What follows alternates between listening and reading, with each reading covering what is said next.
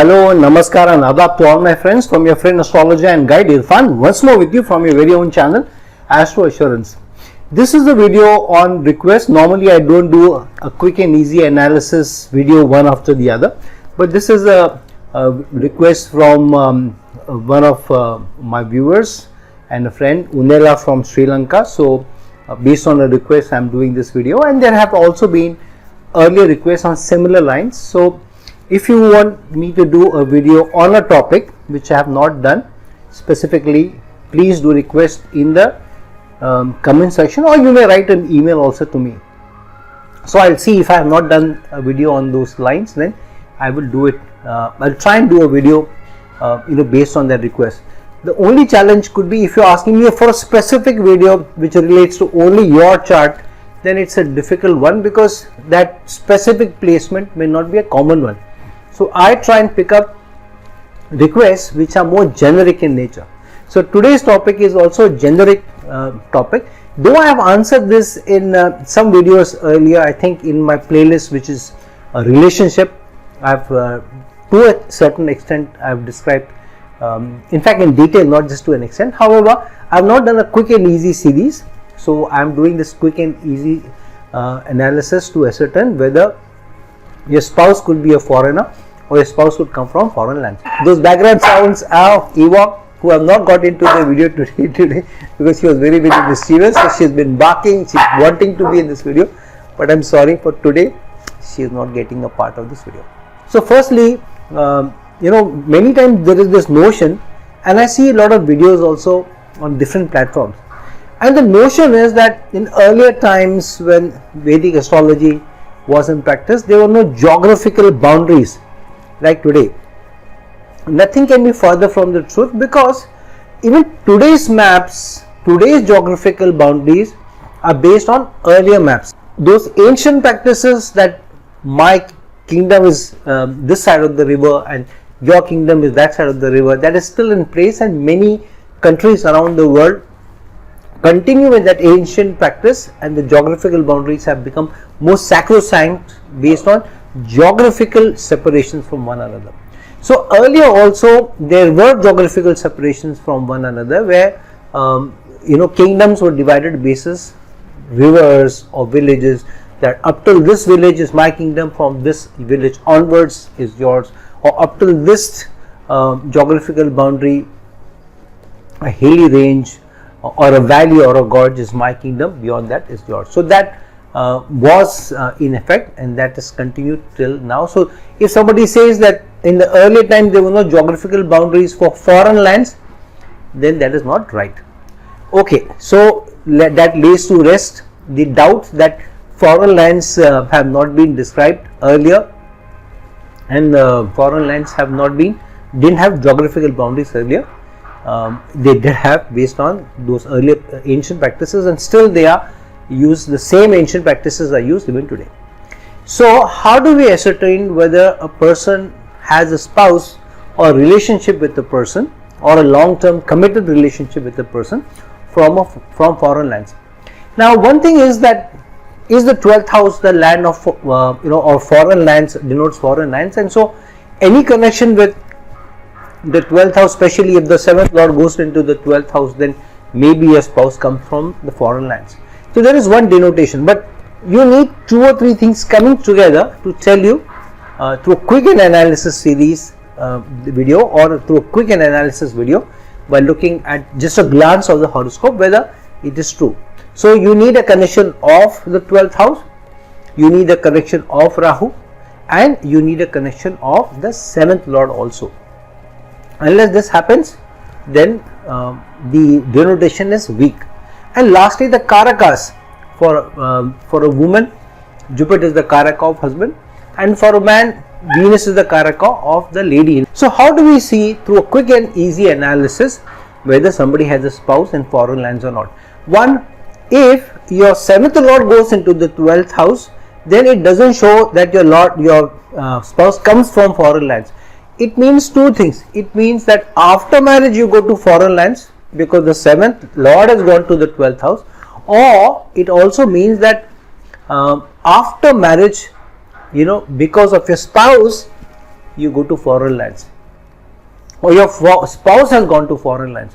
In many women, if Jupiter goes into the 12th house, it could mean that your husband is in foreign lands rather than the husband comes from foreign lands. So I have also known people where the lady got married to somebody who is from the same country, but after marriage the guy went away to a foreign country and for many years he was there. So now you won't call that guy a foreigner because he was from her country when the marriage actually happened. But the guy went away to foreign lands later on, and he was away in foreign lands for many years. So just the 7th lord going into the 12th house means the spouse has gone to the foreign lands, and generally it is post marriage and not before. However, if the 12th lord comes to the 7th house and gets placed there, which means foreign lands are coming to your marriage. So here it could mean that the spouse may come from foreign lands, but it is only a small denotation. You need 2 or 3 things coming together, because the 12th house is also the house of losses. So if the 12th lord comes to the 7th house in an inimical sign, it could mean that losses come to you post marriage, or losses come to you in partnerships, or losses come to you in relationships, or relationships are fraught with challenges and issues, or your effort in partnership or in teams or in relationships go waste.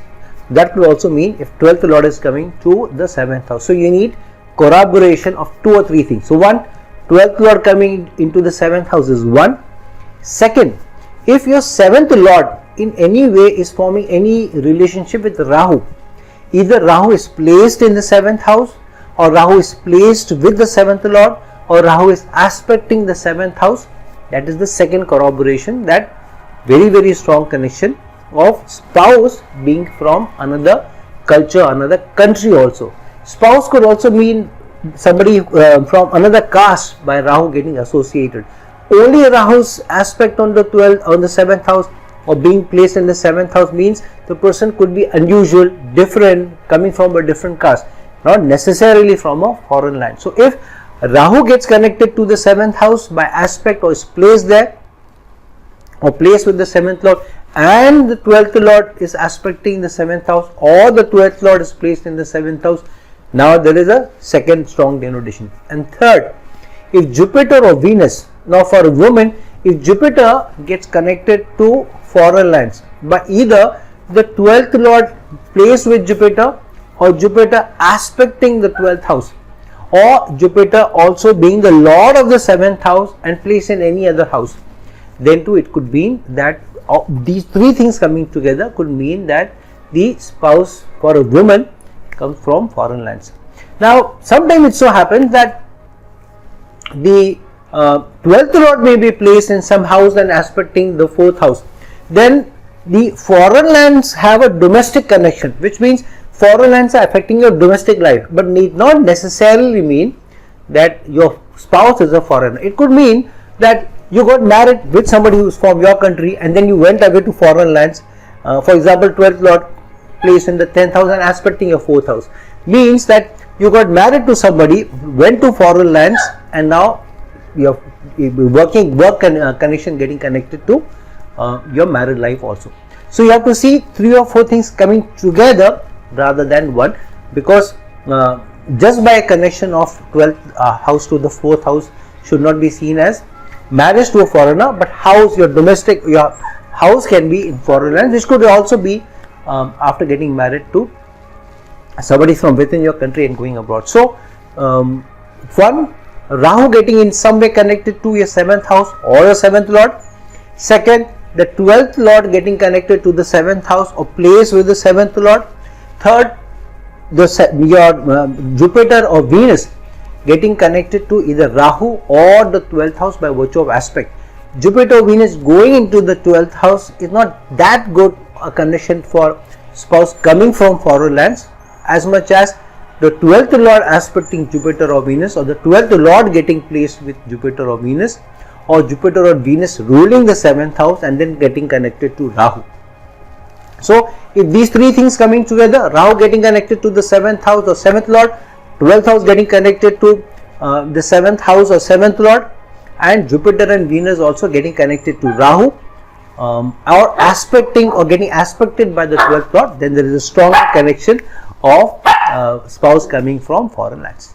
So friends, look into your own horoscopes and check for yourself if you have a foreign connection through a spouse or a committed relationship. And please like this video, please share this video, and if you're looking for a personal consultation from me, please reach out to me. The link is given below. Until some other time with some other video, this is your friend astrologer and guide Irfan signing off. Ciao.